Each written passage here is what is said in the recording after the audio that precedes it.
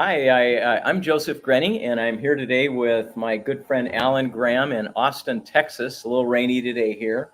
And we're at an incredible place called Community First. And how long has Community First been around, Alan? Well, here almost 6 years, Joseph. Yeah. So Community First started almost to the day when the Other Side Academy started in Salt Lake City. And in 6 years, what have you accomplished? What's the history here and where are we at today? Well, amazing things. We built phase one. This is a community, Joseph, that lifts the chronically homeless men and women of Austin, Texas, up off the streets. Phase one has 235 homes. We're sitting in the middle of phase two, which is adding another 310 homes, and we're a little over halfway there right now. My goodness, so marching towards 500 and some odd homes. Yeah, 550 probably, something like that. And one of the questions that comes up, and legitimately so in Salt Lake City, is we're talking about building the Other Side Village, inspired in many ways by what you're doing here, is what has the effect been on the surrounding neighborhoods? Obviously, I'm sure some people were nervous when you first came, but how has that played out? Well, there is a stereotype that is centered around the homeless population that frankly is not a correct stereotype. And so it's amazing because one of our top 5 goals at Mobile Loaves Fishes is to transform the paradigm as to how people view the stereotype of the homeless.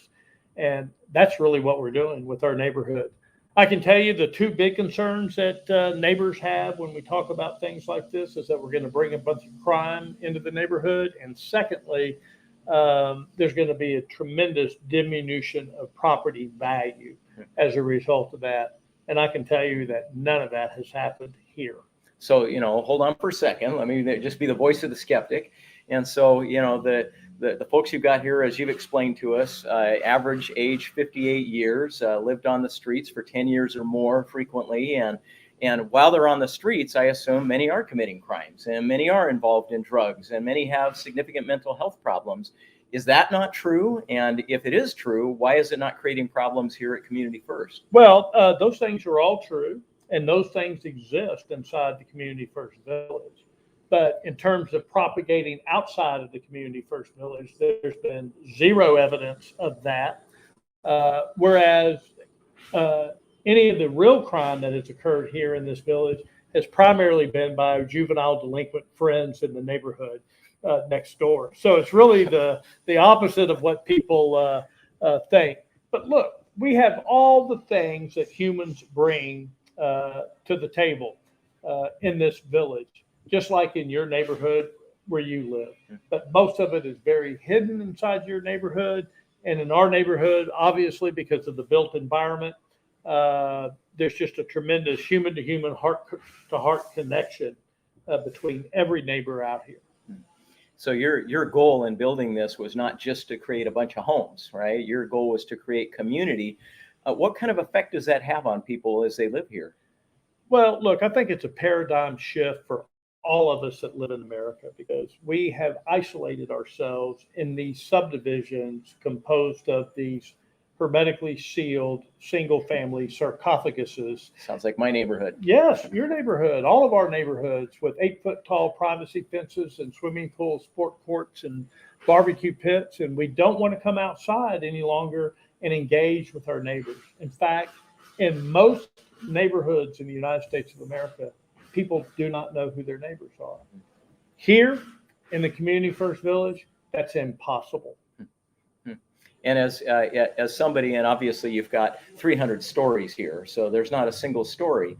But give us an example. If I'm out on the street and if a lot of my life is about getting out of the pain of the moment, how does life change for me once I start moving into one of the homes that we've got surrounding us here? Well, we believe that the single greatest cause of homelessness is a profound, catastrophic loss of family.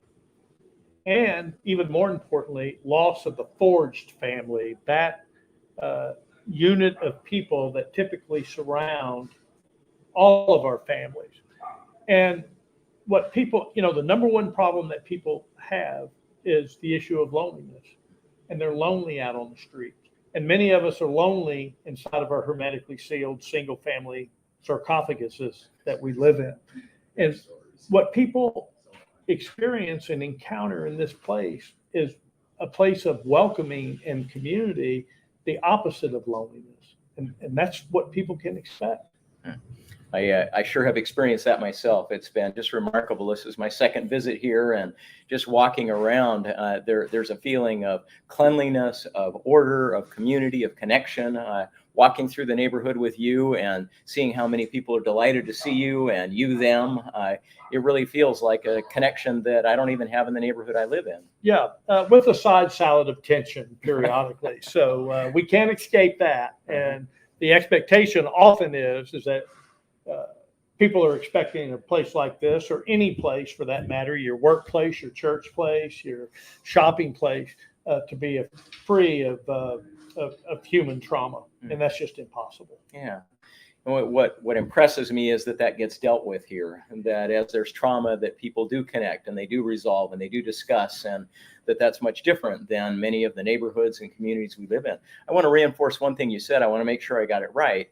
So in 6 years, with now 300 or so homes here, you've had one police call for somebody within the village that somebody thought might be affecting another neighborhood, but you've had 9 police calls where some of the surrounding upper middle class neighborhoods had youth that were coming in and perpetrating crimes in this neighborhood. Is that correct? 0 from our neighborhood to their neighborhood. It was 0. And 9 here. Yeah, that's important. Yeah. Well, how do you explain that?